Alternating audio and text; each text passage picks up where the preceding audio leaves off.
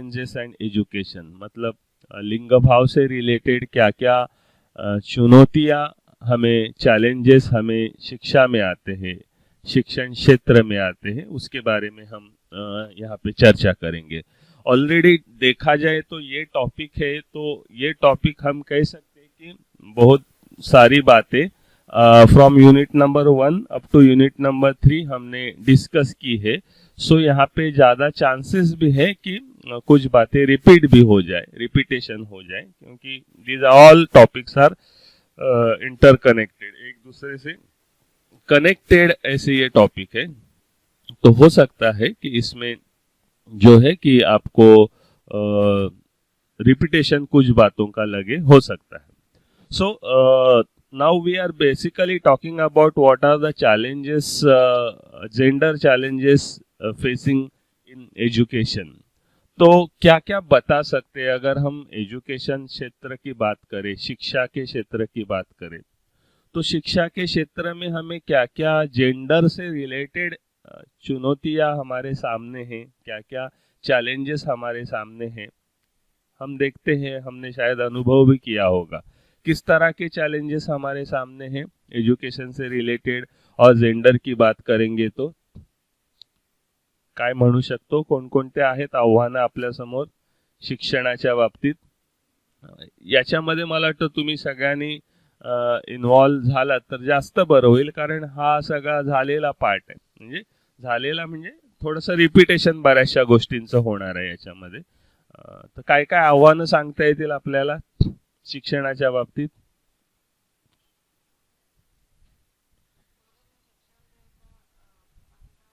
बरोबर, yes yes, मुलींना शिक्षण घ्यायला परवानगी मिळत नाही, आपण हे पण पाहिलंय ना, म्हणजे काहीतरी नवीन अभ्यासतोय असं काही नाही, थोडंसं रिपीटेशन होईल तर बरोबर आहे। जसं मला वाटतं अनुजानी आता सांगितलं त्या पद्धतीनं की आपण एकंदर भारताचा जर डेटा बघितला तर आपल्याला लक्षात येईल 2/3 of the Indian girls are not getting admission in primary school also, म्हणजे एकूण जो भी हमारे यहाँ लड़कियों की संख्या है उसमें से 2/3 लड़कियां जो है उनको प्राइमरी लेवल पे भी स्कूल में नहीं डाला जाता।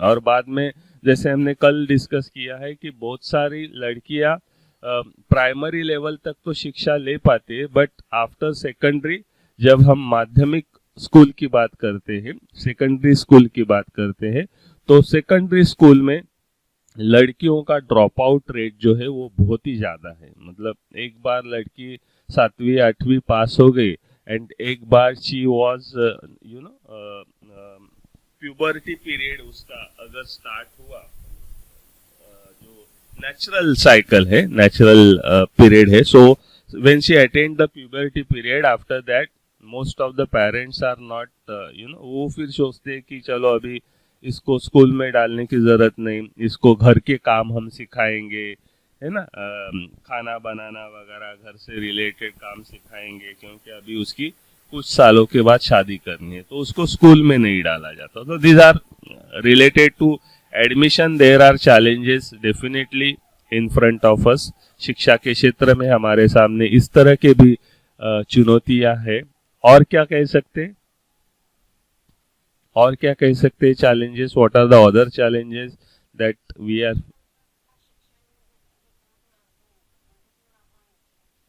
कशा प्रकारचे आव्हानं?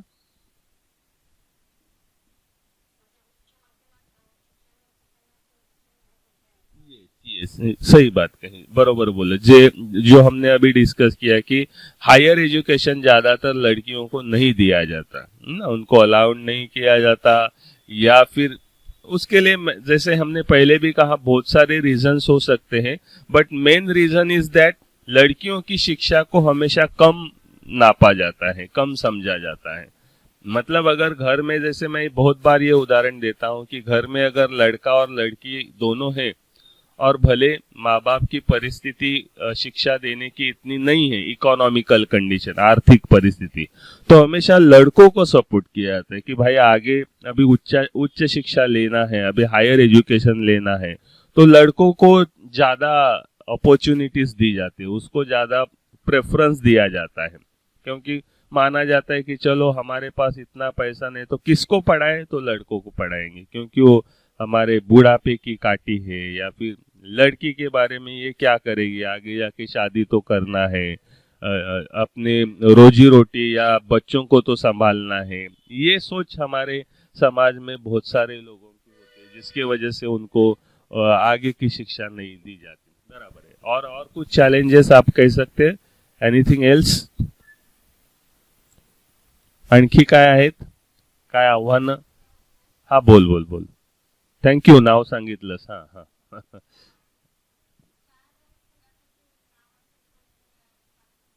Yes yes, exactly exactly. शाळा जर दूर असेल तर मुलींना विशेषतः पाठवलं जात नाही, आणि हे आपण पाहतो, म्हणजे हम देखते हैं हमारे गांव में भी ये होता है कि अगर प्राइमरी लेवल तक स्कूल अपने गांव में होती है तो वहां तक पढ़ाया जाता है। अगर हाई स्कूल के लिए या कॉलेज के लिए शहर में जाना पड़ेगा, सिटी में जाना पड़ेगा, तब लड़कियों को ज्यादातर नहीं भेजते, फिर वो अकेली कैसे ट्रैवल करेगी, है ना, इस तरह की बातें सामने आती हैं। या फिर मतलब उसको ज्यादातर हायर एजुकेशन के लिए जो अपॉर्चुनिटी मिलनी चाहिए वो उसको नहीं मिलती। So these are some challenges which you are already discussed that related to their admission compared to boys।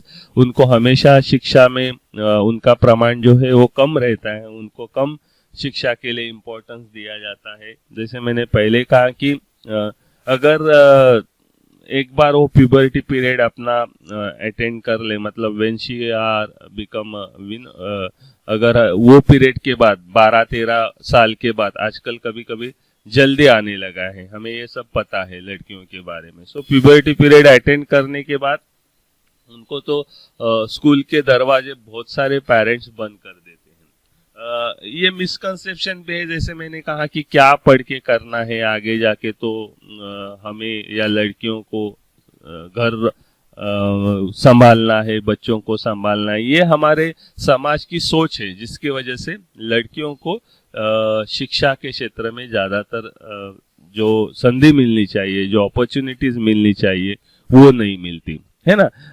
Even school में भी हम देखते हैं तो स्कूल में भी लड़के और लड़की के साथ जो है डिस्क्रिमिनेशन बहुत बार हमें दिखाई देता है। जैसे हमने डिस्कस किया, स्कूल के प्रोग्राम हो तो वहां पे किसको किस तरह का काम देंगे, that also decided from your gender.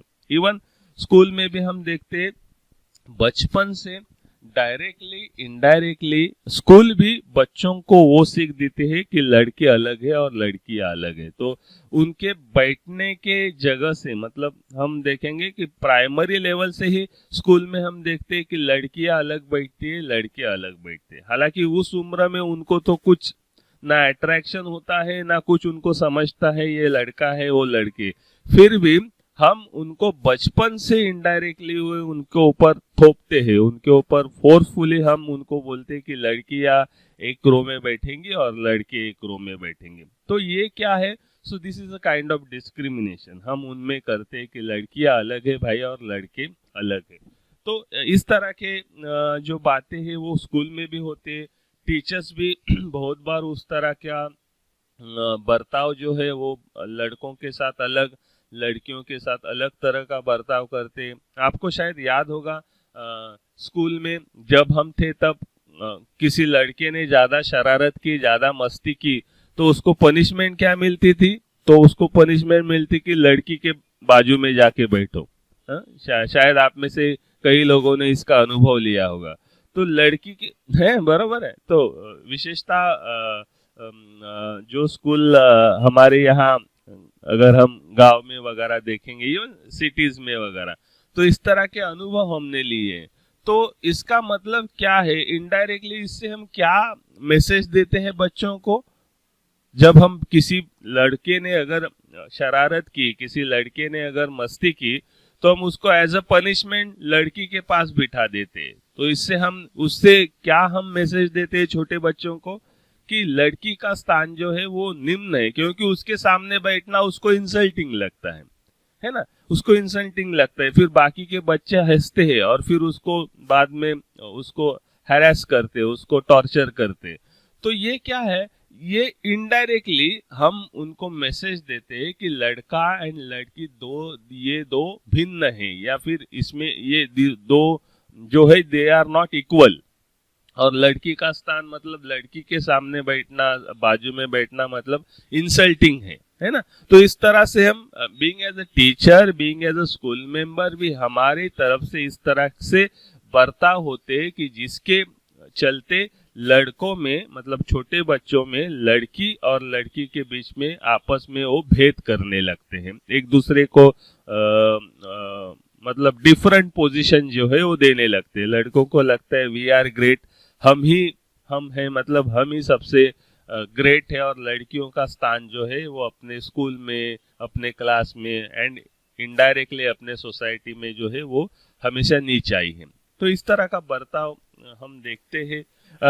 Even school में जैसे यहाँ पे लिखा है कि समटाइम सेक्सुअल हैरेसमेंट होती है, जो हमने पिछले टॉपिक में देखा, सेक्सुअल अब्यूज में देखा। तो वहां पर भी क्या होता है, द मैनेजमेंट और द स्कूल रिस्पॉन्सिबिलिटी, जो पर्सन्स होते हैं वो उस तरह के हैरेसमेंट से रिलेटेड बातें आती है तो उनको दबाने की ज्यादा कोशिश करते हैं, उल्टा लड़कियों को ज्यादा डरा धमकाने की कोशिश करते हैं, फिर उनके कपड़ों के ऊपर टॉन्ट देते हैं, फिर उनके बिहेवियर के ऊपर टॉन्ट देते हैं। हालांकि जिसने ये बुरी बातें उनके लड़कियों के साथ की उसको तो पनिशमेंट नहीं मिलती, उसको तो स्कूल से रस्टिकेट नहीं किया जाता। तो इनडायरेक्टली फिर एजुकेशन से वही मैसेज जाता है कि लड़कियां तो इसी के लिए है, मतलब उनका एक्सप्लॉयटेशन भी हो जाए तो उन्होंने चुप बैठना चाहिए, बोलना नहीं चाहिए, क्योंकि उससे उनकी इज्जत जाएगी। तो इस तरह से इनडायरेक्ट मैसेज हम स्कूल से भी देते हैं, एजुकेशन से भी देते हैं। इवन हमारे बहुत सारे स्कूलों में हम जब बच्चों को कुछ पढ़ाते हैं तो वो पढ़ाने का जो कंटेंट है, मतलब जो भी आपका सिलेबस होगा, या जब आप पढ़ाते हो उदाहरण हम देंगे तो उसमें हम कैसे उदाहरण देते कि एक स्त्री को कैसे होना चाहिए, तो उसको घरेलू होना चाहिए, संस्कारी होना चाहिए, सबका वो स्वागत करे, सबके लिए खाना बनाए, सबका देखभाल करे।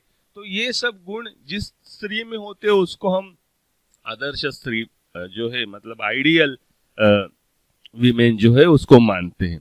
तो हम इनडायरेक्टली फिर एजुकेशन सिस्टम से यही मैसेज देते हैं कि स्त्रियों का काम क्या है, तो खाना बनाना, सबका मान सम्मान करना, सबके लिए सब कुछ करना, और फिर सबकी केयर करना, और उसमें पेशेंस होने चाहिए, जो भी हो उसके साथ उसने वो सहन करना चाहिए। तो ऐसे स्त्रियों को हम आदर्श स्त्री करके रिप्रेजेंट करते हैं बच्चों के सामने। मेरे ख्याल से आप में से बहुत सारे लोगों ने टेक्स्ट बुक का एनालिसिस किया होगा, तो उस एनालिसिस में आपने शायद देखे होंगे इस तरह के उदाहरण कि जिसमें स्त्रियों को जो है या लड़कियों को जो है वो उनका काम क्या है वो एक तरह से बाइफरकेट किया गया, एक तरह से उसका क्लासिफिकेशन किया गया है कि ये लड़कियों का काम है, अगर इस तरह से लड़की बिहेव करती है तो वो बहुत आदर्श है ना। हम देखते हैं बहुत सारे सीरियल्स आजकल के जो चलते उसमें आदर्श बहू किसको माना जाता है, जो सबका ख्याल रखे, है ना, जो सबको खाना खिलाए, जो सबकी मतलब किसको क्या चाहिए वो सबका बराबर ख्याल रखे, और उस तरह से अगर उनको दे दे तो फिर वो बोलते कितनी अच्छी बहू है, कितनी अच्छी बेटी है ना। और अगर कोई लड़की जो अपने पैर के ऊपर खड़ी होना चाहे, जो कुछ बिजनेस करना चाहे, जो कुछ पैट्रियार्कल नॉर्म्स है उनको ना वो फॉलो करे, तो उसको देखो सीरियल में विलन दिखाया जाता है ना। ऐसे हमेशा आप बहुत सारे सीरियल देखेंगे, जो लड़की ओपन माइंडेड है, जो लड़की कुछ करना चाहती है, जो लड़की कुछ बिजनेस करना चाहती है, कुछ पुरुषों के बराबरी का काम करना चाहते, उसको ऐसे पोर्ट्रेट करते कि जैसे ये विलन के जैसे रोल कर रहे हैं, और उसको घर की देखभाल वगैरह वो उसके वजह से कैसे प्रॉब्लम हो रहा है, इस तरह से वो पिक्चराइजेशन करने की बात करते। तो वही होता है हमारे टेक्स्ट बुक के जरिए, हमारे एजुकेशन सिस्टम के जरिए। सो इसलिए इस तरह की बहुत सारी चैलेंजेस जो है वो चैलेंजेस हमारे एजुकेशन सिस्टम में भी है। तो आप आगे जाके अभी टीचर बनोगे, स्कूल पे काम करोगे, तो इस सब चैलेंजेस को आपको फेस करना है। और ये टॉपिक इसलिए इंक्लूड किया है ताकि आप अगर पहले से ही इस तरह के चैलेंजेस के बारे में अगर आप में अवेयरनेस आ जाए तो आप उस हिसाब से इस तरह के प्रॉब्लम को टैकल कर सकती है, हल कर सकती है, और एज अ टीचर आप कभी बच्चों में भेदभाव नहीं करेंगे, आप इस तरह से उनके साथ बर्ताव नहीं करेंगे, बातें नहीं करेंगे, इस तरह के पनिशमेंट नहीं उनको देंगे कि डायरेक्टली इनडायरेक्टली आप ये मैसेज दोगे कि उसमें से कि ये दोनों अलग अलग है, इस तरह से आपसे बर्ताव ना हो। और ये सब ध्यान में रखते हुए बोलना हो।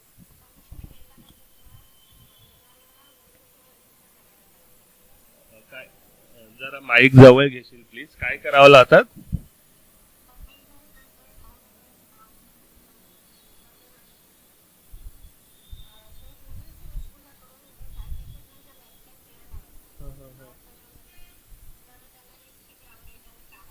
येस, हो हो हो हो हो हो, हे खरं खरं आहे, खरं आहे, खरं आहे. अशा प्रकारचं म्हणजे मुलींसारखं त्यांनी वागलं म्हणजे ते एक प्रकारे मग सगळी शाळा त्याच्यावर हसणार, आणि मग आपण तोच मेसेज देत असतो की मुलींचं स्थान काय आहे, तर ते मुलींचं स्थान मुलांच्या कम्पॅरेटिव्हली काहीच नाही आहे ना. तर हा संदेश जो आहे तो आपण अशा वर्तनातून देत असतो. तर खूप सुंदर उदाहरण दिलंस की असं असं घडतं, बऱ्याचशा शाळांमध्ये असं घडतं, इवन शिक्षक पण.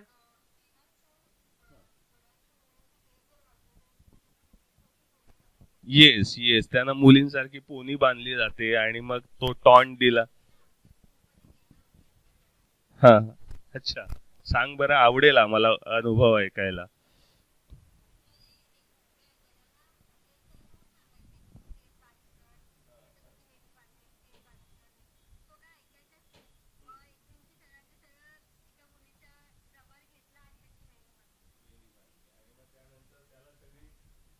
त्यानंतर त्याला सगळी मुलं चिडवायला लागले असतील किंवा त्याला ते खूप इन्सल्टिंग फील झालं असेल की मी मुलीसारखा आहे म्हणून, म्हणजे मुलीसारखं असणं हे इन्सल्टिंग आहे. हा छुपा संदेश आपण त्या माध्यमातून मुलांना देत असतो, बरोबर की नाही? हा, आणखी काही इवन तुम्ही टेक्स्टबुकचा अनालिसिस केला असेल तर मला आवडेल, म्हणजे मी ते वाचणारच आहे तुमचे असाइनमेंट. पण कोणी जर कोणाला जर प्रामुख्याने काही उदाहरणं जर लक्षात असतील तर शेअर करायला हरकत नाही की कशा प्रकारे पोर्ट्रेट केलेला आहे मुलींना आणि मुलांना किंवा विमेन आणि मेल आणि फिमेलला टेक्स्टबुक मध्ये. अशी काही उदाहरणं तुम्हाला लक्षात आली अनालिसिस करताना?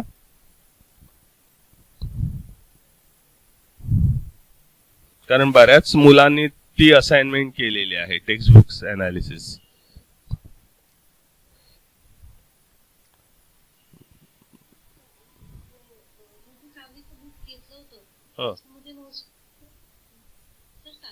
हा बोल बोल साधना, हा बोल.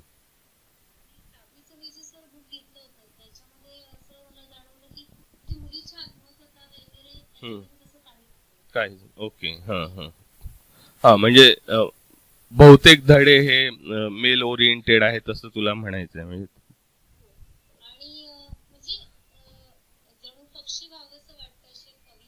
हम्म, हम्म, हम्म, हम्म.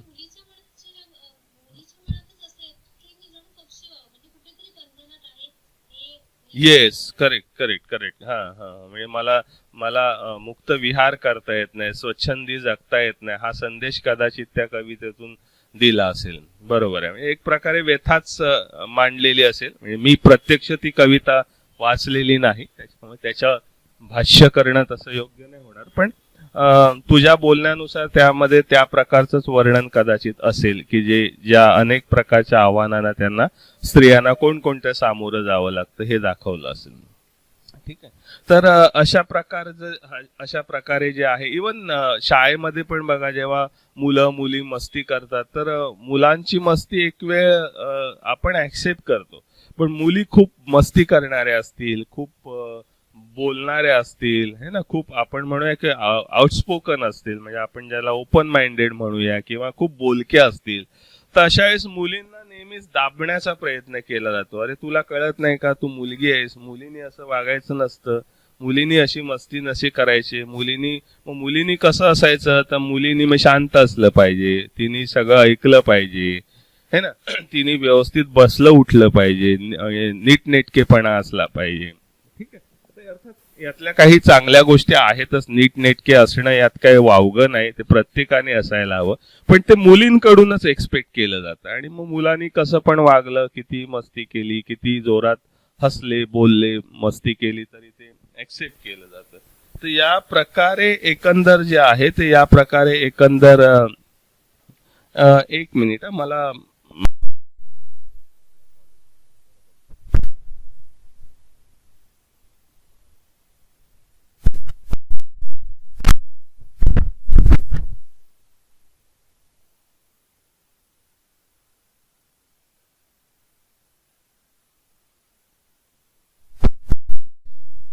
ओके ठीक आहे. तर या प्रकारे लिंगभावाशी संबंधित जी आव्हानं आहेत ती आपल्याला शिक्षण क्षेत्राशी रिलेटेड जे आहेत ते अनेक प्रकारची अशी आव्हानं आपल्याला आपण त्यांना सामोरी जातो आणि आपण त्यांना टॅकल करणं खूप गरजेचं आहे. ठीक आहे. अच्छा. हां हां हां. ओके.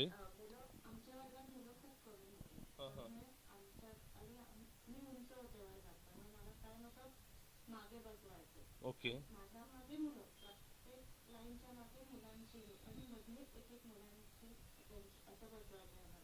अच्छा. हां हां हां. हां. लेक्चर होता, काही पीटीचं लेक्चर नव्हतं, त्यामुळे असं झालं की, आणि त्यात सर शिकवत होते बॉम्बचे प्रकार. अच्छा. खूप बोर झालं. ओके. आणि तेवढ्याच सरांनी विचारलं, अमेरिकेने हिरोशिमा नागासाकीवर कुठचा बॉम्ब टाकला. आणि माझ्या मागच्या मुलाने फक्त मला, आपण बेंचवर डोकं ठेवून म्हणलं ना, तर म्हणलं आपटी बॉम्ब. अच्छा. आणि मला खूप हसायला आलं ते, आणि मी हसले. हसल्यानंतर त्या शिक्षकांनी, माझ्या वर्ग शिक्षकांकडे माझी तक्रार केली की ही मुलांच्या बोलण्यावरती हसते आणि त्या काही हे करत नाही, वर्गाचा म्हणजे भंग करते. ओके. तू थांब म्हणून मला सांगितलं शाळा घेतल्यानंतर. मी थांबले. माझ्या मॅडमनी मला विचारलं काय झालं होतं, मी त्यांना सांगितलं की मला माझं असं झालं होतं. त्या मला म्हणलं फक्त की जा दप्तरचे आणि घरी जा म्हणून, काही ओरडलं नाही. म्हणजे असं होतं की किती पण आपण प्रयत्न केला आणि अशी काही गोष्ट घडली तर मुलींना हे केलं जातं. हो, करेक्ट आहे. म्हणजे तेव्हा तुझ्याबरोबर मुलं पण इतर हसलीच असतील नक्की, पण त्यांची कंप्लेंट केली गेली नाही किंवा त्यांच्यावर ऑब्जेक्शन झालं नाही. खरंय.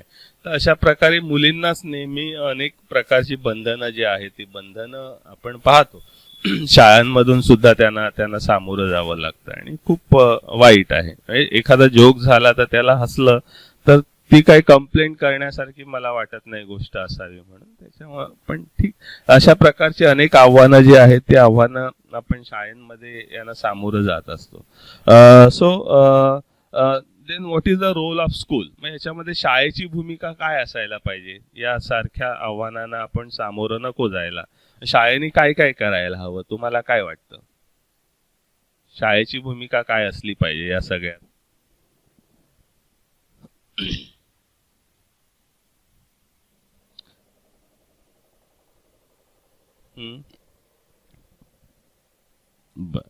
ठीक, इथे काही मुद्दे तुम्ही पाहू शकता. सो शाळेच्या बाबतीमध्ये जेव्हा आपण विचार करू तेव्हा फर्स्टली जेंडर सेंसिटाइज करने के लिए पेरेंट्स का जो है वो काउंसलिंग करना बहुत ही ज़रूरी है. पेरेंट्स में लड़कियों का भी एजुकेशन कितना इम्पोर्टेंट है इसके बारे में पेरेंट्स का काउंसलिंग करना चाहिए, क्योंकि बहुत सारे पेरेंट्स को लगता है कि नहीं, लड़की का जन्म हुआ है या लड़की है तो कुछ कर नहीं सकती, तो लड़कियां भी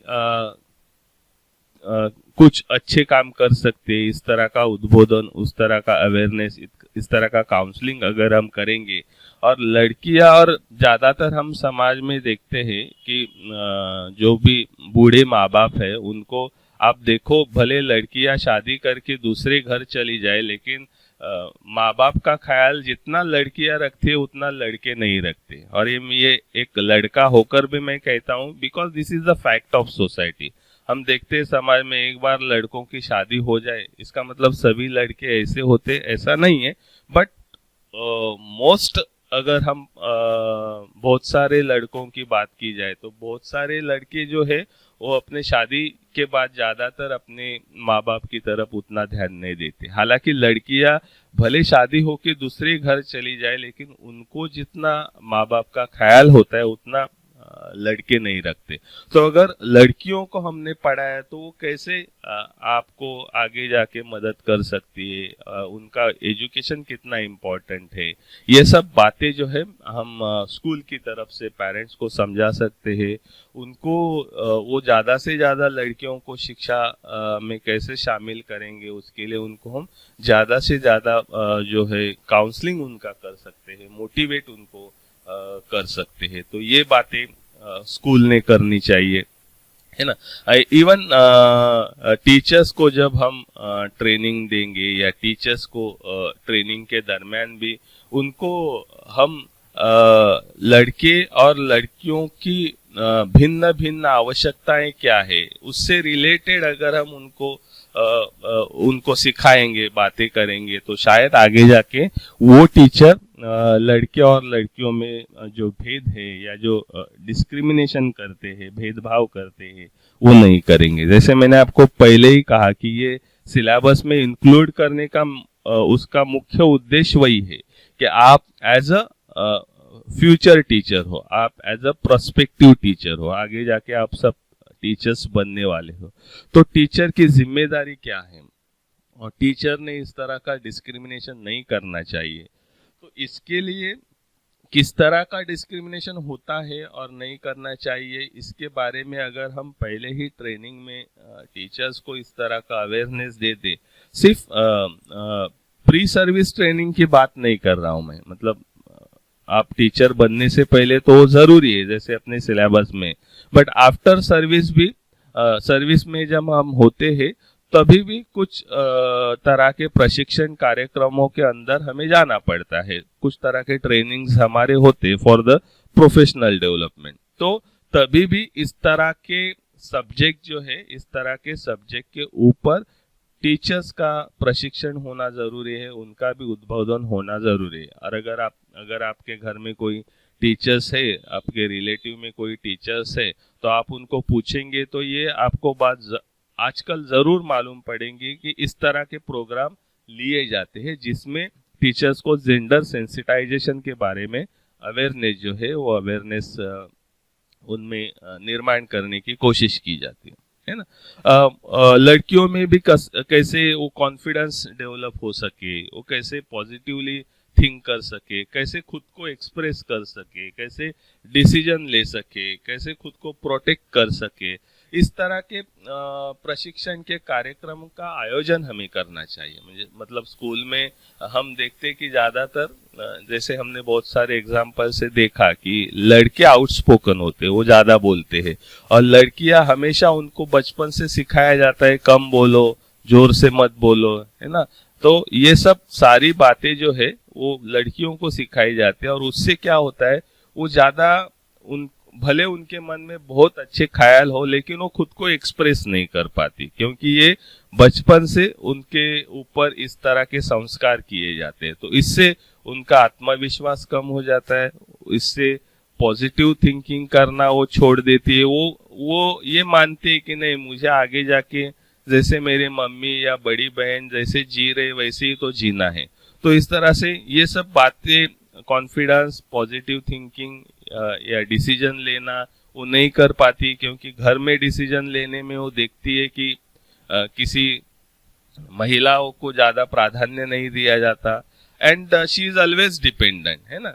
जैसे पहले पिताजी के ऊपर डिपेंड थी, फिर लड़कों के ऊपर, फिर पति के ऊपर, तो हमेशा डिपेंडेंट होने के कारण वो खुद का कभी संरक्षण नहीं कर पाती। तो इस तरह की बातें ध्यान में रखते हुए लड़कियों में भी कैसे कॉन्फिडेंस डेवलप हो सके, उस तरह के प्रोग्राम का आयोजन करना चाहिए। सकारात्मक सोच उनमें डेवलप करनी चाहिए। उनको एक्सप्रेस होने के लिए हमें बार बार उनको अपॉर्चुनिटीज देनी चाहिए। वो भी कैसे डिसीजन में इन्वॉल्वमेंट उनका हो, इस तरह से स्कूल में बहुत सारे छोटे छोटे जो भी हमारे सेल होते हैं, मतलब चाहे वो स्टूडेंट काउंसिल हो, चाहे वुमेन डेवलपमेंट हो, चाहे कल्चरल प्रोग्राम हो, ऐसे बहुत सारे हमारे सेल होते हैं स्कूल में, तो उसमें उनका इन्वॉल्वमेंट जरूरी है ताकि वो खुद भी पार्टिसिपेट होंगे और खुद भी अपना कुछ वहाँ पे अपना जो ओपिनियन है, अपना जो व्यू है वो वहाँ पे दे सके। और वो कैसे सक्षम हो ताकि उसको कोई छेड़े ना, उसकी कोई हैरेसमेंट ना करे, तो इसलिए वो कैसे खुद को प्रोटेक्ट कर सकेगी, इस तरह से उसने खुद को सक्षम करना चाहिए। तो ये बातें हैं जो स्कूल से हमें सिखानी चाहिए। इवन जो भी स्कूल में जब हम बात करते हैं, ओके, तो जो स्कूल में जब हम किसी शब्द का उपयोग करते हैं, है ना, तो वो भी जेंडर न्यूट्रल होना चाहिए। मतलब जिसमें किसी भी जेंडर का जिक्र ना हो, किसी जेंडर को हम ज्यादा इम्पोर्टेंट तो नहीं दे रहे बेसिकली या स्पेसिफिकली पुरुष जेंडर को। तो ये बातें हमें ध्यान में रखनी चाहिए। स्कूल में काउंसलिंग सेंटर होने चाहिए, जो कि आजकल स्कूल जो है इस पर सोच रही है। बहुत सारे स्कूल में काउंसलिंग सेंटर होते ही हैं, और आगे चल के आप देखोगे अपनी जो नई एजुकेशनल पॉलिसी आई उसके तहत तो काउंसलिंग सेंटर होना ये एक बात उसमें कही गई है, जो कि अच्छी बात है, क्योंकि सिर्फ लड़कियों के लिए नहीं, लड़कों के लिए भी कभी कभी काउंसलिंग की जरूरत पड़ती है। तो अगर काउंसलिंग सेंटर स्कूल में होगा तो शायद लड़कियां अपनी मन की बातें बोल सकेंगी, और वो काउंसलर जो होगा, समुपदेशक जो होगा, वो उनके मन से वो सब डर, वो सब जो भी हम कह सकते हैं आत्मविश्वास की कमी होगी, कुछ डर होगा, वो बाहर निकालेंगे और उनकी प्रगति के लिए उनका जो रास्ता है वो खुला कर सकेंगे। तो इस तरह से कल्चरल प्रोग्राम हमें आयोजित करने चाहिए स्कूल की तरफ से, ताकि लड़कियां ज्यादा से ज्यादा पार्टिसिपेट हो सके, खुद को एक्सप्रेस कर सके उस प्रोग्राम के जरिए। उस तरह का जो लोगों ने जीवन में वीमेन एम्पावरमेंट के लिए काम किया है, उन लोगों के हम स्मृति दिन या उन लोगों के जो डेज हम सेलिब्रेट करते हैं वो करने चाहिए, जिससे लड़कियों को भी पता चले कि हमारे लिए किसने क्या क्या योगदान दिया है। और जैसे कि हमारे यहाँ महात्मा फुले है, सावित्री भाई फुले है, महर्षि कर्वे है, डॉक्टर अंबेडकर है, इवन शिवाजी महाराज, जिनके विचार स्त्रियों के प्रति बहुत ही अच्छे थे। तो इन जैसे महान लोगों के अगर हम दिन सेलिब्रेट करते हैं और उनका लड़कियों के लिए, महिलाओं के लिए क्या योगदान है, इसके ऊपर जब हम फोकस करेंगे तो लड़कियां उसे सीख पाएगी कि इन्होंने कितना संघर्ष अपने लिए किया है, ताकि हम आज के ये दिन देख सके। और उन्होंने अगर उस समय ये संघर्ष किया है जब परिस्थिति बहुत ही प्रतिकूल थी, तो आज तो हमारे लिए परिस्थिति बहुत आसान है, तो हम और आगे जा सकते हैं। तो इस तरह की हम पॉजिटिव थिंकिंग, अच्छी सोच उनमें डाल सकते हैं, है ना। तो इस तरह की बातें अगर स्कूल में की जाएंगी, इस तरह के कार्यक्रम अगर स्कूल में आयोजित किए जाएंगे तो जरूर ये जेंडर चैलेंजेस जो हम स्कूल में फेस करते हैं, लड़कियां ज्यादातर फेस करते हैं, उसको हम आसानी से अच्छी तरह से कम कर सकते हैं, टैकल कर सकते हैं। तो ये जो प्रोग्राम मैंने लिख के दिए, this are not only this much, ये कुछ प्रोग्राम है। आप इसमें स्कूल की रोल ऑफ स्कूल में आप अपनी तरफ से और भी ऐड कर सकते हो। मतलब ये यहाँ पे एंड हुआ है ऐसी बात नहीं, this is the only point so that you can think. आप सोचो, किस तरह से सोचना है वो आपको समझ में आए, इसलिए मैंने कुछ बातें यहाँ पे लिखी है। मतलब ये जो 7-8 पॉइंट जो भी मैंने लिखे वही मतलब पूरे है ऐसी बात नहीं है, आप इसमें और रोल ऑफ स्कूल में ऐड कर सकते हो। सो ठीक है, रोल ऑफ स्कूल क्लियर है? कुछ डाउट है इसमें, कुछ कहना है, कुछ ऐड करना है तो आप कर सकते हो, बोल सकते हो।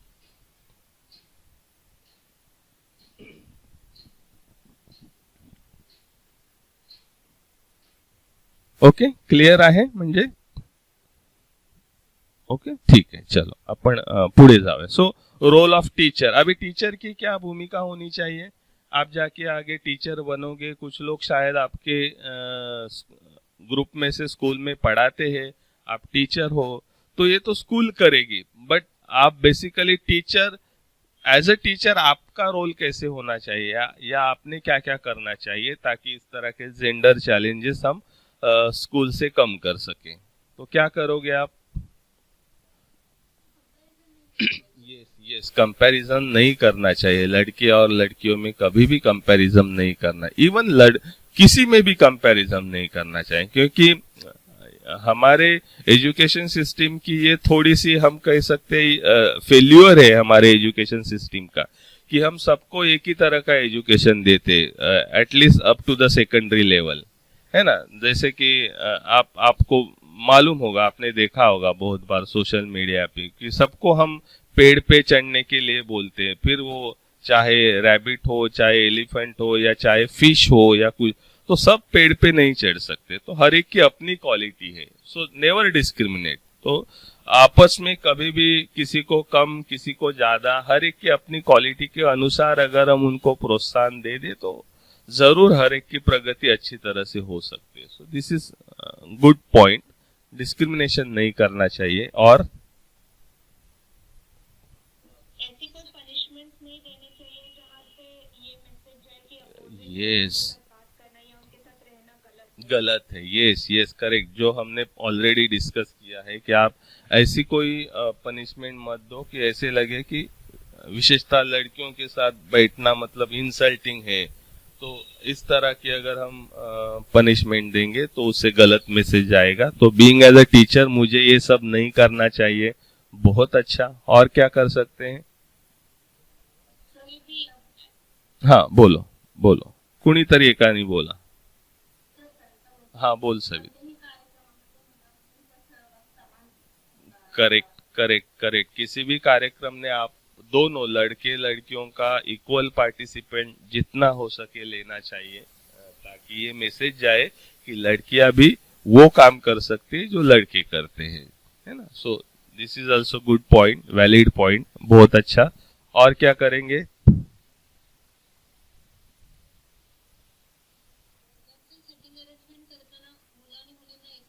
येस, अगदी प्रायमरी पासून आपण, आणि आता सुरुवात झालेली आहे तशी पॉझिटिव्हली शाळांमधून, बऱ्याचशा शाळांमधून आता तसं बसवलं जातं. तर ही खूप चांगली गोष्ट आहे. आणि नसेल तर त्या प्रकारची सुरुवात जी आहे ती करायला हवी. ऍटलिस्ट प्रायमरी लेवल पासून सुरुवात केल्यामुळे त्यांना मुलगा मुलगी वेगळा आहे हा जो काय आपण इनडायरेक्टली मेसेज देतो तो देणं बंद होईल. सो मिक्स ग्रुप करून बसवणं कधी पण उत्तम आहे. छान. Yes, yes.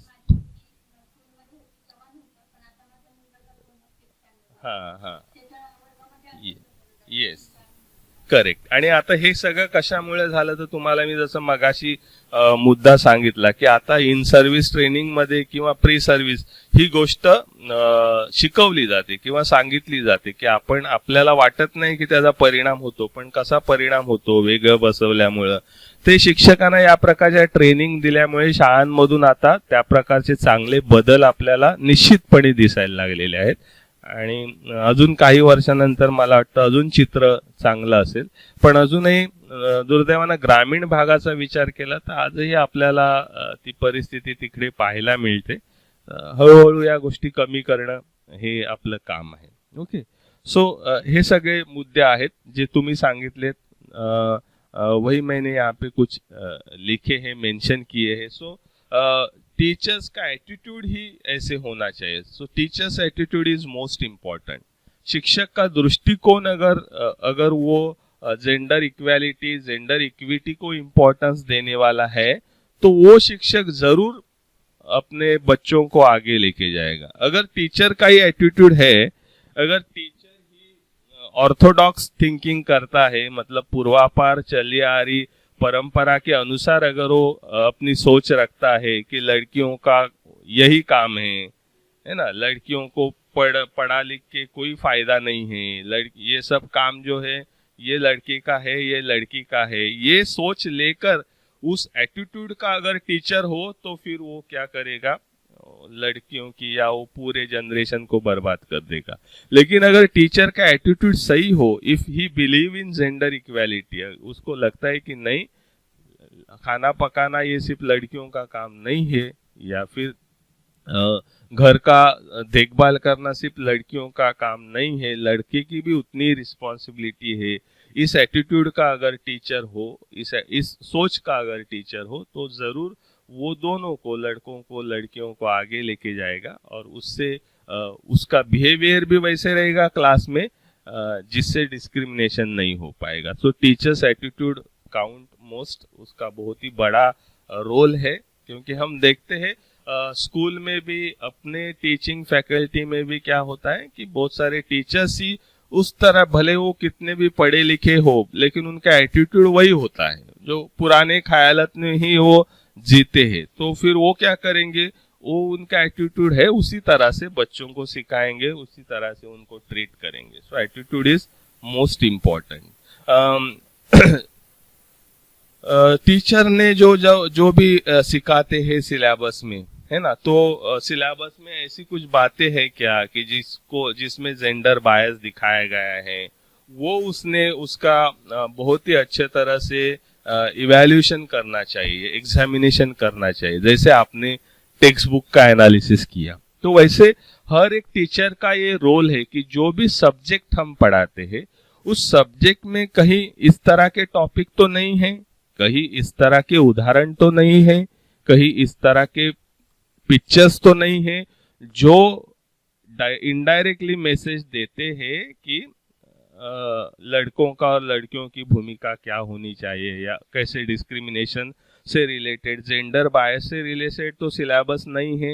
ये ध्यान शिक्षक ने रखना चाहिए, और अगर है तो उस तरह की कंप्लेंट उसने एजुकेशनल बोर्ड की तरफ करनी चाहिए, या बच्चों को पढ़ाते वक्त उसने उस तरह की सावधानी परखनी चाहिए कि ये कैसे गलत है, ये बताना भी शिक्षक का रोल है, भले वो बुक में दिया गया हो। तो ये भूमिका जो है वो शिक्षक ने निभानी चाहिए। उसने अपने सब्जेक्ट से रिलेटेड, सिलेबस से रिलेटेड जो भी कंटेंट है उसका इवैल्यूएशन करना चाहिए, ताकि वो अच्छी बात बच्चों के सामने रख सके।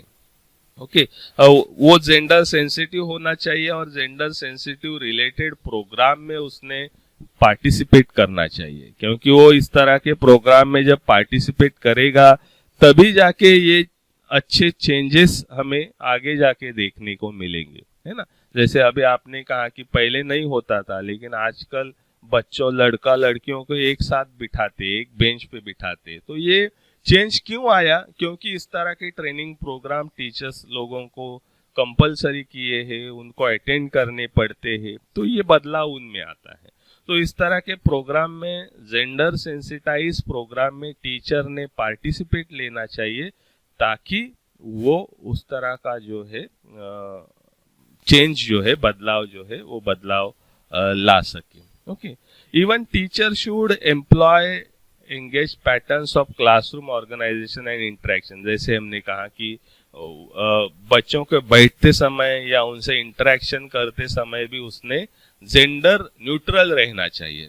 मतलब कभी कभी होता है कि हम देखते हैं इसकी स्कूल में ज्यादातर क्वेश्चन जो है वो लड़कों को पूछे जाते हैं, या फिर साइंस या फिर पीटी से रिलेटेड या फिर कार्यानुभव से रिलेटेड अगर कोई पीरियड है तो उसमें एक्टिविटी करना है, कुछ प्रयोग करना है, तो हमेशा ज्यादातर लड़कों को आगे बुलाया जाता है कि, तो इस तरह का बर्ताव टीचर ने नहीं करना चाहिए। सवाल पूछते वक्त, पार्टिसिपेशन में इन्वॉल्वमेंट लेते वक्त, फिर वो चाहे साइंस हो, चाहे क्राफ्ट हो, चाहे म्यूजिक हो, चाहे कोई भी सब्जेक्ट हो। हाँ, और म्यूजिक रहती है तो ज्यादातर फिर लड़कियों को इन्वॉल्व करते हैं। तो इस तरह का भेदभाव टीचर ने नहीं करना चाहिए। इंटरेक्शन उसकी हमेशा जेंडर न्यूट्रल रहनी चाहिए, ये बात शिक्षक ने ध्यान में रखनी चाहिए। उसने क्लास में डिबेट, डिस्कशन इस तरह के सब्जेक्ट के ऊपर, मतलब लड़का लड़की जो भेद करते हैं, इस तरह के सब्जेक्ट के ऊपर, जेंडर रिलेटेड टॉपिक के ऊपर अगर वो कंपटीशन ले पाए, डिस्कशन ले पाया या डिबेट ले पाया, या भिन्न भिन्न प्रकार के, फिर चाहे वो स्पीच कंपटीशन हो, मतलब आपका वक्तृत्व हो, या फिर आपका निबंध लेखन हो, या फिर ड्राइंग हो, इस तरह के कंपटीशन, या फिर डिस्कशन हो किसी सब्जेक्ट से रिलेटेड, टॉपिक से रिलेटेड, वो डिस्कशन करेगा तभी उसको पता चलेगा कि बच्चे क्या सोच रहे हैं, कैसे सोच रहे हैं। तो उसको शायद ये पता चलेगा कि इसका मतलब है इनके घर से किस तरह से इनको सिखाया जाता है, किस तरह से घर से उनको मतलब लड़का लड़कियों के बारे में क्या क्या सिखाया जाता है। ये बातें जब तक आप उनको डिस्कशन के लिए मोटिवेट नहीं करोगे तब तक आपको पता नहीं चलेगी, है ना। तो क्लास में सभी टीचर्स, चाहे हम हो या आप आगे जाके, हम आपको क्यों बोलने के लिए कहते हैं, क्योंकि उससे हमें आपकी सोच पता चलती है, आप क्या सोच रहे हो, कैसे सोच रहे हो, तो कहाँ पे जरूरत है कि कुछ बातें बताने की, ये मालूम पड़ता है। तो इसलिए टीचर ने भी इस तरह का डिस्कशन क्लास में लेना चाहिए ताकि उसको पता चले कि इस टॉपिक के लड़कों का लड़कियों की क्या राय है, तो उनमें किस तरह से घर में पढ़ाया जाता है, या किस तरह के प्रोग्राम वगैरह वो देखते हैं कि जिसकी वजह से वो उनकी सोच ऐसे बन गई है ना। तो इस टॉपिक के, जेंडर इशू के टॉपिक पे टीचर ने रिसर्च भी करना चाहिए। हालांकि हमारे यहाँ संशोधन का काम जो है वो शिक्षा के क्षेत्र में बहुत ही कम होता है। हम आए दिन क्या करते हैं कि ज्यादातर कहीं सुनी बातें या किसी ने लिखी हुई बातें, जिसको हम मराठी में बोलते हैं शब्द प्रामाण्यवाद, मतलब इसमें ये लिखा है ना तो बस वो सच ही है। तो ये शब्द प्रामाण्यवाद जो है, जिसको हम कहते हैं कि लिखा है किसी ने या पीढ़ी दर पीढ़ी चलते आ रहा है, ट्रेडिशन बाय ट्रेडिशन चलते आ रहा है, करते हैं सब लोग, मेरे दादाजी ने किया था, मम्मी ने किया था, उनके मम्मी ने किया था, तो इसलिए हम कर रहे हैं। तो इस तरह की बातें चलती आती है और हमारे समाज में हम वो बातें बिना उसके ऊपर खोज किए, बिना उसके ऊपर रिसर्च किए हम फॉलो करते हैं। तो एक टीचर को ऐसे नहीं होना चाहिए। Teacher should be research oriented. उसने इस तरह की बातों के ऊपर रिसर्च करना चाहिए, उसकी सच्चाई क्या है वो जाननी चाहिए। कोई कह रहा है, भले हो अपने समाज में कोई अथॉरिटी पर्सन हो या कोई धार्मिक बहुत बड़ा पर्सन हो, लेकिन वो कह रहा है इसलिए वो बातें सच है, ये ना जानते हुए उसके आगे पीछे का हिस्ट्री भी देखनी चाहिए, आज के समाज में उसके क्या परिणाम है वो देखने चाहिए, है ना। आप देखोगे जो भी देश है, जो शायद मैंने आपको पहले दिन कहा था, पीसा मतलब programme for international student assessment, ये दुनिया भर के सभी स्टूडेंट का असेसमेंट करते हैं। इसमें इंडिया में एक ही बार हिस्सा लिया था और जितना मुझे याद है 175 कंट्री में से इंडिया का नंबर तब 173 आया था। तो उसके बाद इंडिया ने पार्टिसिपेट करना ही बंद कर दिया। और उसमें पीसा में आज टॉप लेवल पे कौन है, तो चाइना और सिंगापुर है, पहले फिनलैंड था। ये मैं आपको बातें क्यों समझा रहा हूँ, क्योंकि जब आप ये फिनलैंड एजुकेशन सिस्टम समझोगे, पढ़ोगे, या आप गूगल सर्च करो, आप सिंगापुर की एजुकेशन सिस्टम कैसी है सर्च करो, पढ़ो, आप चाइना, ये क्यों है, these are top most countries in the PISA programme for international student assessment. मतलब दुनिया भर के सभी स्टूडेंट, जो देश को लगता है कि हम उस लेवल तक पहुंच गए क्वालिटी एजुकेशन देने में, और वो बैठते, तो रैंकिंग उनका एक इंटरनेशनल लेवल पे जो है वो फिक्स किया जाता है। तो हम देखेंगे कि ये फिनलैंड हो, सिंगापुर हो, चाइना जैसा देश हो, इसमें एजुकेशन में भी कुछ अगर चीज डालनी है तो उसके ऊपर पहले रिसर्च होता है कि ये बात सही है कि गलत है, क्या है। तो उसके ऊपर बहुत सारे स्कॉलर, और वो भी क्या हम कहेंगे विदाउट प्रिजुडाइज, मतलब ये मेरे देश की बात है, ये मेरे कास्ट की बात है, ये मेरे रिलीजन की बात है, इसलिए वही सच है, ये मैं अगर समझाने की कोशिश करूंगा, then your mind is not, we never say that is research oriented. क्योंकि आप एक फोकस करके चल रहे कि ये मेरे रिलीजन का है, मेरे कास्ट का है, मेरे धर्म का है, तो मतलब वो सही है, तो उसको मैं सच कैसे वो बताने की कोशिश करूंगा। So that is not a research mind. तो दुनिया भर में जो भी सिलेबस वो लोग करते हैं वो सिलेबस रिसर्च ओरिएंटेड होता है। तो एक टीचर का ये बहुत जरूरी गुण है कि उसने हमेशा किसी भी चीज को, कोई भी बोल रहा है, मतलब मैं भी बोल रहा हूँ या अपने टीचर भी बोल रहे, तो वो सच नहीं मानना चाहिए। अगर उनको लगता है, उनको उनके सत्सक विवेक बुद्धि को लगता है कि ये सच है, तभी सच मानना चाहिए। कोई कह रहा है, चाहे हमारा मिनिस्टर हो, चाहे प्राइम मिनिस्टर हो, चाहे कोई रिलीजियस बड़ा आदमी हो, चाहे समाज का कोई बहुत ही रिस्पेक्टेबल आदमी हो, तो वो कह रहा है इसलिए बात सच मानेंगे, तो शब्द प्रामाण्यवाद होगा। सो teacher should be, he should involve in a such project. हम अगर इस टॉपिक से रिलेटेड बात करेंगे तो उसने जेंडर से रिलेटेड बहुत सारे रिसर्च प्रोजेक्ट में इन्वॉल्वमेंट करनी चाहिए। और सिचुएशन क्या है लड़कियों की समाज में, कितनी लड़कियां पढ़ी है, कितनी हायर एजुकेशन ले रहे, कितनी सेल्फ डिपेंडेंट है, कितनी सेल्फ एम्प्लॉयड है, कितनी खुद को प्रोटेक्ट कर सकते हैं। ऐसे छोटे छोटे टॉपिक पे आप रिसर्च करके समाज का एक असली चित्र जो है हम दुनिया के सामने रख सकते हैं कि क्या सिचुएशन है हमारे समाज की जेंडर के इशू के बारे में। और आप देखते, किसी ने परसों कहा कि लोकसत्ता में एक आर्टिकल आया था। सो ये सब स्टडी करके आर्टिकल लोग लिखते हैं, तो इससे हमें एक पिक्चर जो है समाज का समझ में आता है कि हम किस तरह से हम जा रहे। तो ये रिसर्च बहुत ही जरूरी है। सो ये रोल टीचर का होना चाहिए। रोल ऑफ पियर्स मतलब हमारे हम उम्र के जो बच्चे होते हैं। अभी ये पियर्स जिसको हम कहते, या जिसको हम मराठी में आपण त्याला सवंगडी म्हणूया, सोबती, आपल्या एकाच वयाचे ज्याला आपण म्हणतो। तर हे पियर ग्रुप जो असतो शाळांमध्ये, या पियर ग्रुपच्या बाबतीमध्ये काय आढळतं रे? क्या आपको देखने को मिलता है when we are talking about gender role? ये पियर ग्रुप में हमें क्या देखने को मिलता है?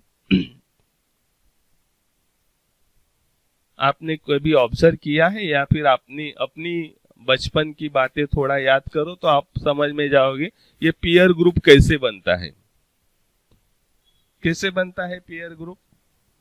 मतलब हम दोस्त बनाते हैं ना स्कूल में, या हमारे बच्चे अभी स्कूल में जाते हैं, वो दोस्त बनाते हैं। तो कैसे बनाते हैं दोस्त?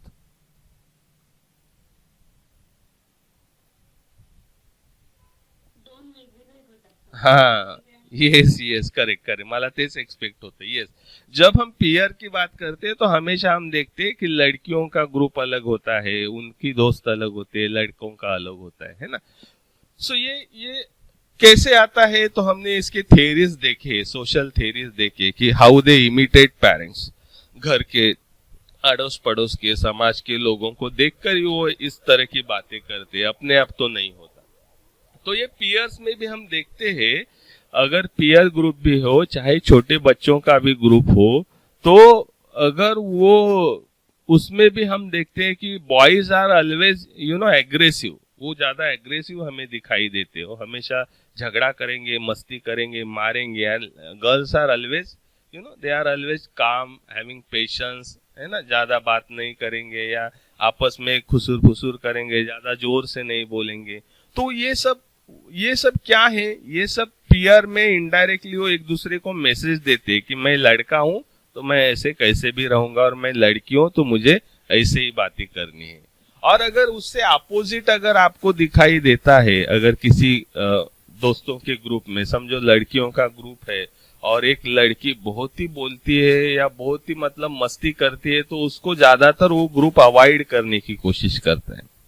और अगर लड़कों के ग्रुप में अगर आपको दिखाई देता कि एक लड़का है बहुत शर्मीला है, बहुत ही मतलब वो कम बोलता है, या बहुत ही मतलब उतना मस्ती नहीं करता, तो उसको वो लड़के अवॉइड करते, वो बोलते जा तू लड़की है, तू लड़की के जैसे बोलता है। तो हम अगर आप ऑब्जर्व करोगे अपने अड़ोस पड़ोस में या स्कूल में छोटे छोटे बच्चों को, तो ये आपको जरूर दिखाई देगा। तो ये पियर ग्रुप जो है, ये पियर ग्रुप भी ये जेंडर रोल डिसाइड करने में बहुत बड़ी भूमिका निभाता है, क्योंकि वो ग्रुप में कौन बच्चा या लड़की कैसे बिहेव करते, उस तरह से उसको एक्सेप्ट करना है कि नहीं करना है वो डिसाइड करती है।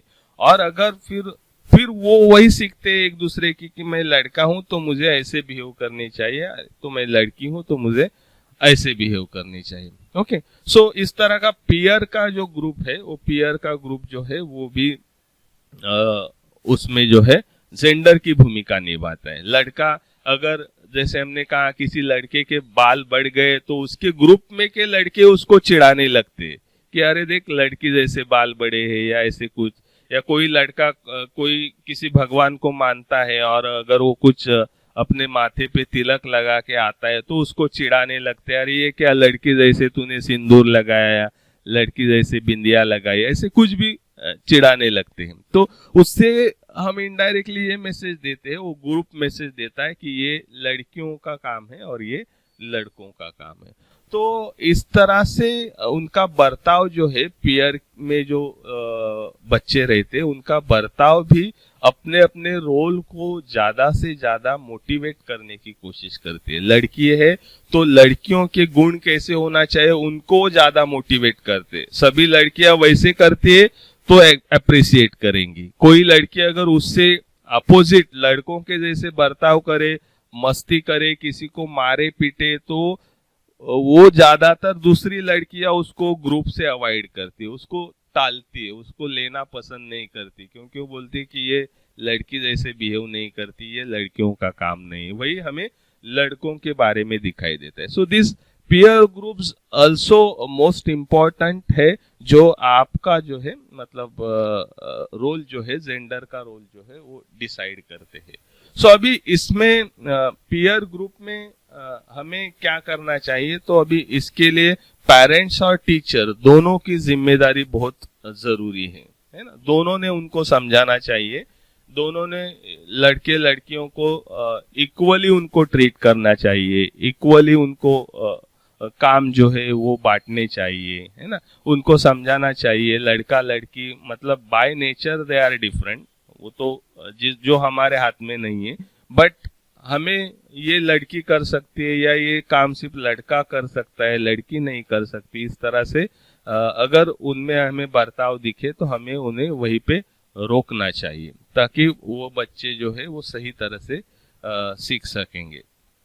हालांकि हम देखते हैं कि ये पीयर ग्रुप ज्यादातर प्राइमरी लेवल के बाद ज्यादा स्ट्रांग होते हैं। प्राइमरी एजुकेशन तक हम देखते हैं कि सभी लड़का हो या लड़की हो आपस में खेलते हैं, भागते हैं, दौड़ते हैं, मजा मस्ती करते हैं, खाना खाते हैं, उनको कुछ डिफरेंट नहीं लगता। लेकिन स्कूल से अपने घर से अपने समाज से उनको जैसे जैसे समझ में आता है वैसे वैसे सेकेंडरी के बाद ये पीयर ग्रुप बहुत ही स्ट्रांग हो जाता है। फिर तो लड़कियों को लड़के के ग्रुप में प्रवेश नहीं मिलता और लड़कों को लड़कियों के ग्रुप में प्रवेश नहीं मिलता, मिलता भी है तो भी उनसे एक्सपेक्ट की जाती है कि लड़की ने कैसे रहना चाहिए और लड़कों ने। आजकल हम देखें तो कॉलेज में लड़कों लड़कियों का मिक्स ग्रुप भी होता है, but still they are expecting, अगर लड़की किसी ग्रुप में है जिसमें लड़के भी है तो वो एक्सपेक्ट करते हैं कि लड़की है तो उसने कैसे रहना चाहिए, और लड़की भी एक्सपेक्ट करते है अगर कुछ कहाँ पे झगड़ा हो गया तो वो एक्सपेक्ट करते हैं कि हमेशा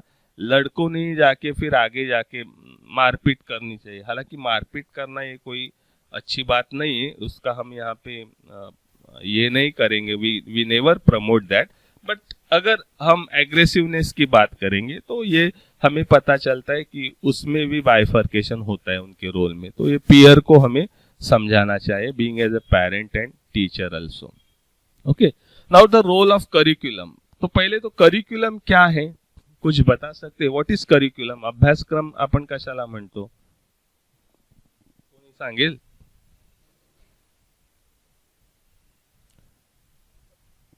बर, और आपने सुना होगा करिकुलम भी वर्ड सुना होगा और आपने सिलेबस भी वर्ड सुना होगा, तो इन दोनों में क्या फर्क है,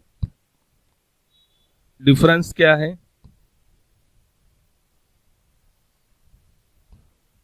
सिलेबस मींस हमें क्या-क्या लेसन्स और क्या-क्या बुकिश नॉलेज लेनी है वो, और करिकुलम में सारी चीजें, सारी एक्टिविटीज। क्या बात है, यस, क्या नाम है आपका? गोल्डी। गोल्डी, बहुत ही बढ़िया।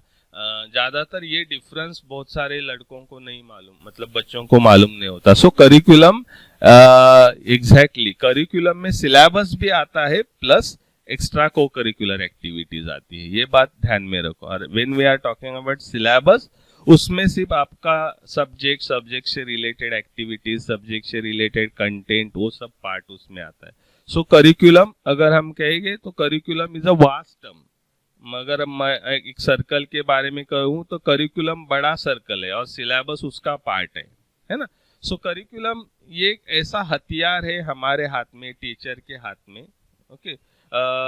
उससे हम बच्चों को अच्छे नियम, अच्छे संस्कार, अच्छे मूल्य, जेंडर न्यूट्रल एजुकेशन जो है उससे रिलेटेड अनुभूति, उससे रिलेटेड एक्सपीरियंस हम बच्चों को दे सकते हैं। So it is a bit of tool in the hands of artist to mould his material according to his ideas in his studio. ये बहुत ही अच्छी डेफिनेशन है कि एक टीचर के हाथ में इस तरह का एक टूल है, इस तरह का एक साधन है जिससे वो बच्चों को अपने एक्सपेक्टेशन के अनुसार उसको मोल्ड कर सकता है, उसको वो अच्छे से संस्कार उसको दे सकते हैं। तो इसलिए ये संपूर्ण परिस्थिति जिसको हम कहते हैं, इंक्लूडिंग सिलेबस एंड को करिकुलर एक्टिविटी, जिसे हम करिकुलम कहते हैं। अभी करिकुलम में एक हिडन करिकुलम भी होता है। हिडन करिकुलम, हिडन का हमें मीनिंग मालूम है कि छुपा, है ना, गुप्त जिसको हम कहेंगे। तो छुपा करिकुलम भी होता है, जैसे कि छुपा एजेंडा रहता है पॉलिटिकल पार्टियों का, वैसे ही छुपा करिकुलम भी होता है, छुपा या हिडन करिकुलम भी होता है। तो हिडन करिकुलम क्या है, किसी को कुछ नाम से समझ में आ रहा है? What is hidden curriculum? वैसे मैंने यहाँ पे लिखा है the unwritten norms, values and behaviour that children pick up in school, है ना, कि जो टीचर का बिहेवियर, टीचर का बर्ताव, स्कूल में किए गए प्रोग्राम, स्कूल का किसी इशू के ऊपर टैकल करना, इससे हम क्या करते हैं, इनडायरेक्टली बच्चों को मैसेज देते हैं। जैसे हमने पहले ही डिस्कस किया, अगर टीचर का बर्ताव ऐसा हो कि वो लड़का लड़कियों में भेद करता है या उसका एटीट्यूड उस तरह का है, so this is a hidden curriculum. तो वो अपने बिहेवियर से, या अगर कोई प्रोग्राम है और प्रोग्राम में ज्यादातर लड़कियों को अवॉइड किया जाता है, या स्पोर्ट्स में लड़कियों को अवॉइड किया जाता है और म्यूजिक में लड़कों को अवॉइड किया जाता है, या रंगोली जैसे कंपटीशन में लड़कों को अवॉइड किया जाता है, तो ये क्या होता है, ये हम छुपा संदेश उनको देते हैं। So these are hidden type of activities are also side by side हम हमारे स्कूल में चालू होती है, चलती रहती है, कि जिसके वजह से हम लड़का लड़कियां, जेंडर बायस जैसे भेदभाव के अनुसार उनको सीख जो है वो सीख देती है। So hidden curriculum is a unwritten norms और values we can say and behaviour that children pick up in the school, है ना, जो टीचर के बिहेवियर से, प्रिंसिपल के, या फिर मैनेजमेंट के, या स्कूल का एनवायरनमेंट किस प्रकार का हो। अगर स्कूल मॉडर्न हो तो वहाँ पे उस तरह के प्रोग्राम आप देखोगे होते हैं। अगर स्कूल की थिंकिंग अगर ऑर्थोडॉक्स हो तो आप देखेंगे वहाँ पे उस तरह के प्रोग्राम होते हैं। तो ये इनडायरेक्ट संदेश हम इस तरह की एक्टिविटी से देते हैं, that is called a hidden curriculum, जो लिखित नहीं होता है, बट हम हमारे बर्ताव से, हमारे उदाहरणों से, हमारे स्कूल में जो भी बोर्ड लगते हैं, जो भी हम एक्टिविटीज करते हैं, उससे हम बच्चों को कुछ ना कुछ सीख देते हैं, that is called hidden curriculum. So both type of curriculum are affecting on the gender role, मतलब चाहे हिडन हो, चाहे आपका करिकुलम प्रिस्क्राइब हो, मतलब जो भी मतलब जिसको फ्रेमवर्क हम कहेंगे वो दिया गया, तो दोनों तरफ से हमें ये जो है दिखाई देता है। तो अभी जेंडर न्यूट्रल रहने के लिए करिकुलम कैसे होना चाहिए, क्या क्या करिकुलम में बातें होनी चाहिए, अभी आप आसानी से फटाफट बता सकते हो। वही कुछ बातें शायद रिपीट भी हो जाएंगी जैसे मैंने पहले कहा। तो what is the role of curriculum, ये जेंडर चैलेंजेस फेस करने में करिकुलम का क्या रोल होना चाहिए?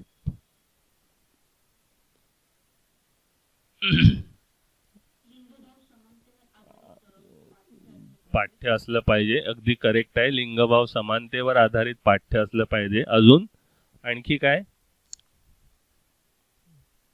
ओके, ठीक आहे, आपण जास्त वेळ घेणार नाही याच्यात, कारण तो रिपीटेशनचा मुद्दा होईल. So your curriculum should B gender sensitive. अभी इस शब्द का मुझे लगता है मीनिंग सबको पता है. Gender sensitive means you curriculum में जेंडर बायस कंटेंट एक्टिविटीज वगैरह ना हो, है ना. So curriculum should be responsive to gender issues. Gender से रिलेटेड टॉपिक होने चाहिए. मतलब अगर लड़कियों के इश्यूज या महिलाओं के इश्यूज, उनका प्रमाण शिक्षा में, है ना, उनको वो फेस कर रहते हैं वो प्रॉब्लम, है ना. तो इस तरह के इश्यूज के ऊपर टॉपिक होने चाहिए. Curriculum must foster gender empowerment. इस तरह की एक्टिविटीज होनी चाहिए जिससे लड़कियों को भी सक्षम बना सके. तो उनके सेल्फ प्रोटेक्शन के लिए प्रोग्राम होने चाहिए. स्किल डेवलपमेंट के लिए प्रोग्राम होने चाहिए. जैसे पहले कहा, उनमें आत्मविश्वास, पॉजिटिव थिंकिंग बढ़ाने के लिए प्रोग्राम स्कूल ने करने चाहिए, है ना. क्यों? क्योंकि करिकुलम का मीनिंग ध्यान में रखो. करिकुलम मतलब syllabus plus co curricular activity, तो इसमें सब आएगा. So the curriculum should involve women experiences, their achievement and contribution, है ना. कि जो हम कंटेंट है, सिलेबस है, उसमें महिलाओं का योगदान, महिलाओं से रिलेटेड टॉपिक, इनका भी समावेश होना चाहिए.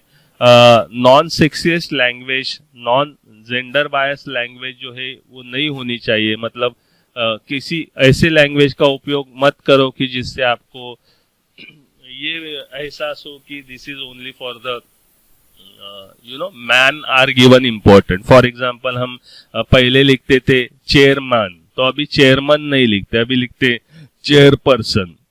पहले हम बोलते थे दिस इज मैन मेड, तो अभी मैन मेड नहीं बोलते, ह्यूमन मेड, है ना. तो मैन मेड बोलेंगे तो ये उससे अंदाजा लगा सकते हैं या उससे मीनिंग पता चलता है कि मैन मीन्स मेल, सो मेल को प्रेफरेंस दे. चेयरमैन बोलते हैं तो मैन. तो अभी ये कुछ वर्ड है जो आपको मैं टेबल आगे दिखाऊंगा. कुछ वर्ड है जो अभी पहले हम बोलते थे सेल्समैन, तो अभी सेल्समैन की वजह से वो वर्ड चला गया. And now we are calling sales person और sales executive, like that. Okay.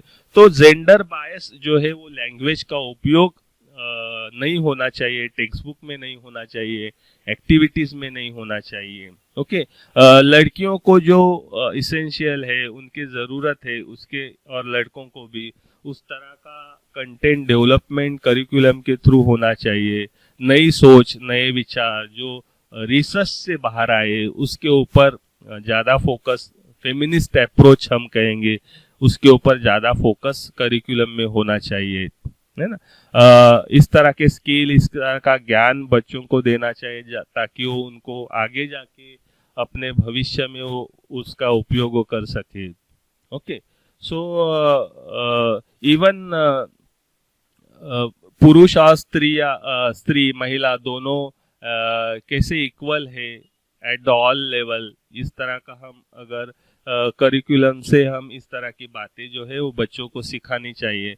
All the committees, यहाँ पे मैंने एक ही लिखी, जस्टिस वर्मा कमेटी हो, कोठारी आयोग हो, कोठारी कमीशन हो, ये बहुत सारे हमारे यहाँ राधा कृष्णन आयोग हो, ये बहुत सारी जो कमिटीज है जो एजुकेशन के ऊपर जिन्होंने काम किया है.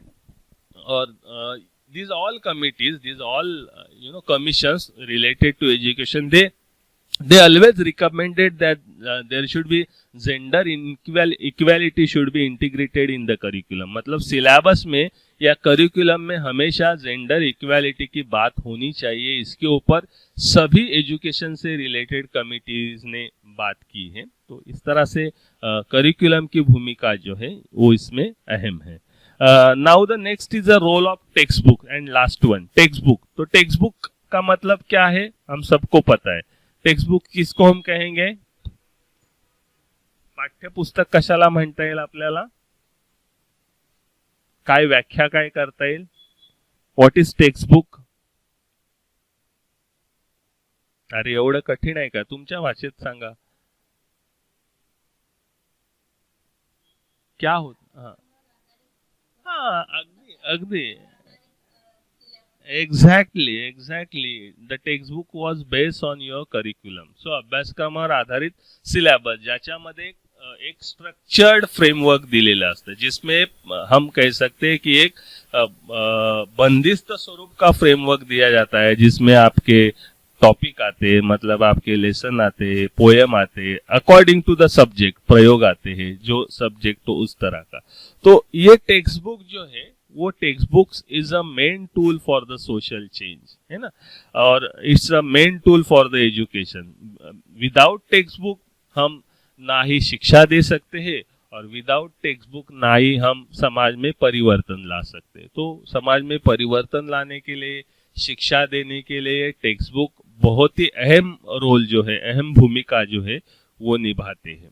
ओके, इसमें हम जेंडर इक्वालिटी की बात जो है वो करते हैं। तो टेक्स्ट बुक से हम इस तरह के मूल्य, इस तरह के संस्कार, फिर वो चाहे चैप्टर्स हो, चाहे कविताएं हो, चाहे चाहे कंटेंट हो, चाहे ग्रामर हो या एक्सपेरिमेंट हो या और सारी बातें जो जो सब्जेक्ट के अनुसार हो, उससे हम टेक्स्ट बुक के जरिए हम क्या करते हैं, तो टेक्स्ट बुक के जरिए हम कोशिश करते हैं कि बच्चों में जेंडर इक्वालिटी ला सके।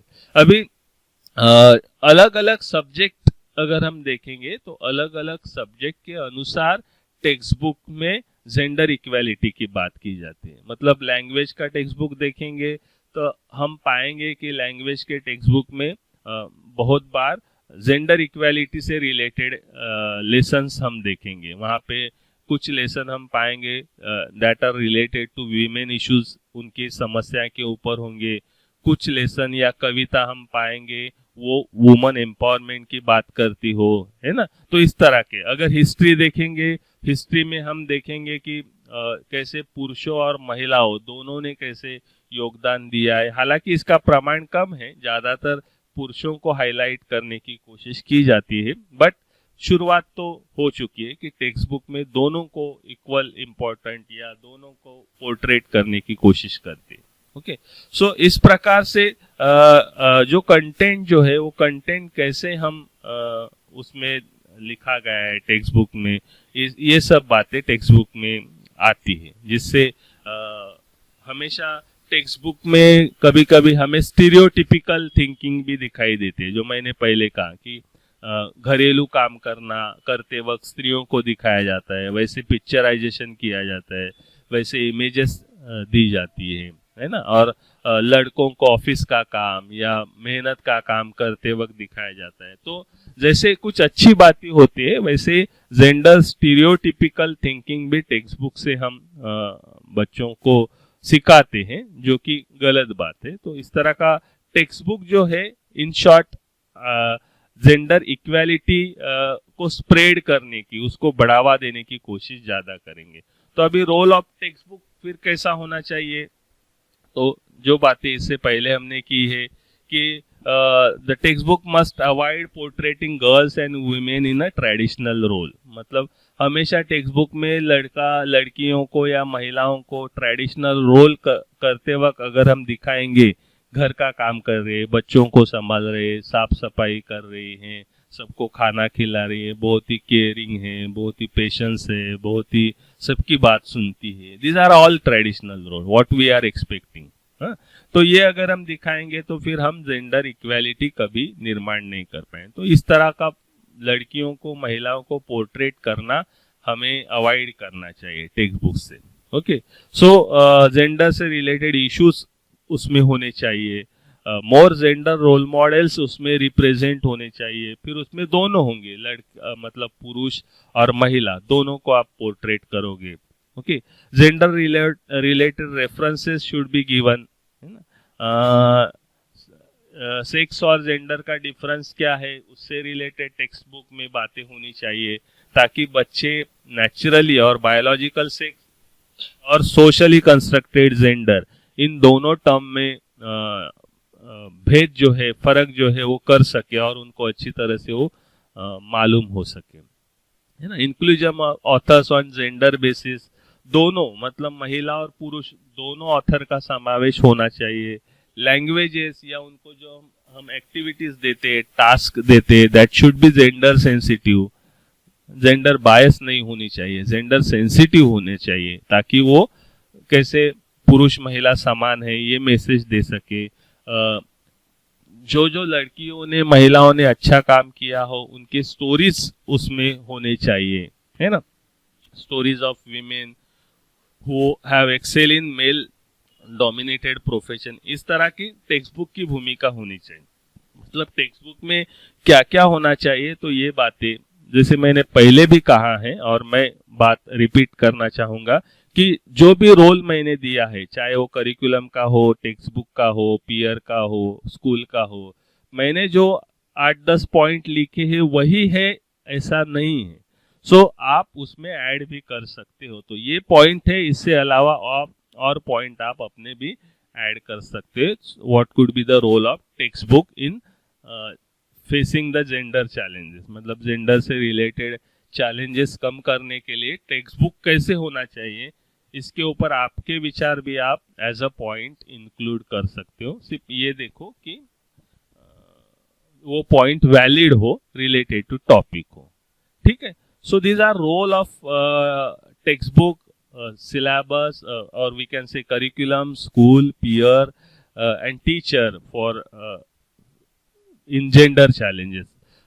मैंने आपको कहा था कि किस तरह से पहले टर्म्स उपयोग में लाते थे और अभी नए टर्म कैसे उपयोग, जैसे मैंने कहा मैनकाइंड कहते थे, तो मैनकाइंड से मैन ज्यादा रिप्रेजेंट होता है, तो अभी मैनकाइंड नहीं बोलते, now we are calling humankind. पहले पुलिस मैन कहते थे, अभी पुलिस मैन को ज्यादा सपोर्ट होता है, तो मैन ना कहते होते पुलिस ऑफिसर कहते। पहले फायरमैन कहते थे, अभी फायर फाइटर कहते।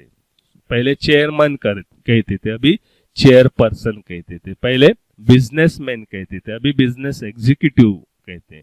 सेल्समैन कहते थे पहले, अभी सेल्स एग्जीक्यूटिव। पहले सिक्योरिटी मैन कहते थे, अभी सिक्योरिटी ऑफिसर्स। ये आप देखोगे कि रोज के अपने इसमें भी आपको ये वर्ड दिखाई देंगे। पहले हम मिस या मिसेस लिखते थे, तो मिसेस लिखने के बाद मिस्टर की मिसेस ऐसा होता था और वो फिर पता चलता था, तो इसलिए अभी सिर्फ MS मिस ऐसा करके लिखते हैं। सो पहले स्टोरी ऑफ मैन ऐसे चैप्टर हुआ करते थे, now the story of human. आप देखोगे शायद 3rd स्टैंडर्ड में एक टॉपिक है, मतलब हिस्ट्री का बुक है उसको हिस्ट्री नहीं कहते, उसको कुछ अलग नाम है, मैं अभी भूल गया, तो उसका है तो स्टोरी ऑफ ह्यूमन है ना, स्टोरी ऑफ मैन ऐसा नहीं है। मैन मेड पहले कहते थे, सो नाउ ह्यूमन मेड और ह्यूमन कंस्ट्रक्टेड, इस तरह के। So these are all gender biases terms which are previously used, but now gender sensitive terms जो हम ज्यादातर यूज करते हैं।